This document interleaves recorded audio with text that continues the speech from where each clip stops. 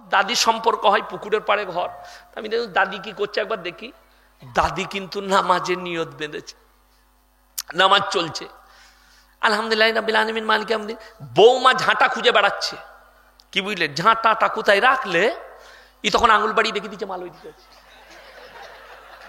আমি নামাজের পরে বললাম, দাদি এটা কি নামাজ? তোরা দুদিনকার মৌলবি, তোরা কি জানিস?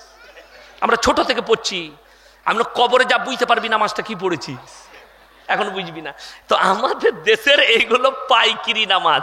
অথচ নবীজি সাল্লাল্লাহু আলাইহি সাল্লাম শুনেলেন, মসজিদে নববীতে দাঁড়ালে নবীজি ওই জন্য বলেছেন, হে আমার সাহাবীরা শোনো, ফাইন্নাহু ইয়ারাক, দুনিয়ার হাজত শেষ করো, নামাজে দাঁড়ালে মনে মনে ভাববে আমি আল্লাহকে দেখতে পাই বা না পাই, আমার আল্লাহ আমাকে দেখছে, তোমার মনোযোগ অন্যদিকে যাবে না। এখন এই সমাজ কেন শেষ হলো জানেন? সেদিনে একজন বলছে আমাকে যে হুজুর জানেন কি হয়েছে, বলে এখন তো ভদ্র প্রেম বেরিয়েছে, হালাল প্রেম। আমরা প্রেম আবার কবে হালাল হলো? প্রেম জায়েজ না না জায়েজ? কে বললে না জায়েজ? প্রেম হালাল, কিন্তু মায়ের সঙ্গে, বাবার সঙ্গে, দাদার সঙ্গে, দাদির সঙ্গে, প্রতিবেশীর সঙ্গে, ফুপুর সঙ্গে, ভাইয়ের সঙ্গে, বোনের সঙ্গে মহব্বত করো, জায়েজ আছে। কিন্তু আমাদের যুবকরা যেটা চাইছে, গাছতলায় hello I love you come here, উটি হারাম। হালাল প্রেম কি? ও প্রেমিকও নামাজি আর প্রেমিকাও নামাজি, দুজনাই নামাজ পড়ে কিন্তু প্রেম করে, সারা রাত গল্প করছে, কি বুঝলেন? দিয়ে যখন ফজরের আজান হচ্ছে ওর মসজিদে আর মসজিদে, শোনা তোমাদের ওখানে আজান হচ্ছে, হ্যাঁ আমাদের এখানে, এরপর নামাজ পড়বো, তখন ওকে বলছে প্রেমিকা, এরপর ফোনটা রাখছি, নামাজ পড়ে নাও, আমিও নামাজ পড়ি।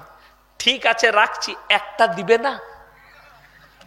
হ্যাঁ, এরা হারাম করার নাম দিয়েছে হালাল প্রেম। এই প্রেমগুলো হালাল লয়, হারাম। অনেক মা বাবা জানে না, বিয়ে ঠিক করতে যায় সন্তানের, ছেলের বিয়ে ঠিক করেছে মেয়ের সঙ্গে, হ্যাঁ মেয়েকে দেখতে গেছে, পছন্দ হয়েছে, এরপর একটা মোবাইল দিয়েছে, হজরত সিম লাগিয়ে দিয়েছে, কি বুঝলেন, এইটা গিফট। ইউ দেখলে একটা মোবাইল পেয়েছি, কে দিয়েছে? আমার সঙ্গে যার বিয়ে হবে। এরপর সুইচটা খুলেই দেখছে সিম চালুই আছে, রাত্রে ফোন করেছে যার সঙ্গে বিয়ে হবে, ও গল্প, তুমি কি খাও, কি খেতে ভালোবাসো, এগরোল খাও, চাউমিন খাও। এই পাপটার জন্য দায়ী হচ্ছে এই মা বাবারা। বিবাহের আগে একটা নারী আর পুরুষ যদি কথা বলে, ফোনে বলুক আর সামনাসামনি বলুক, শরীয়তে হারাম এবং জিনা করার সমান পাপ হবে, লিখে নিয়ে যান। এই বাংলাদেশের কটা হারামখোর বক্তা বেরিয়েছে, কোথা থেকে যে কথাগুলো পাই তা আল্লাহ ছাড়া কেউ জানে না। হাদিসও নয়, কোরআনও নয়। কি বলছে?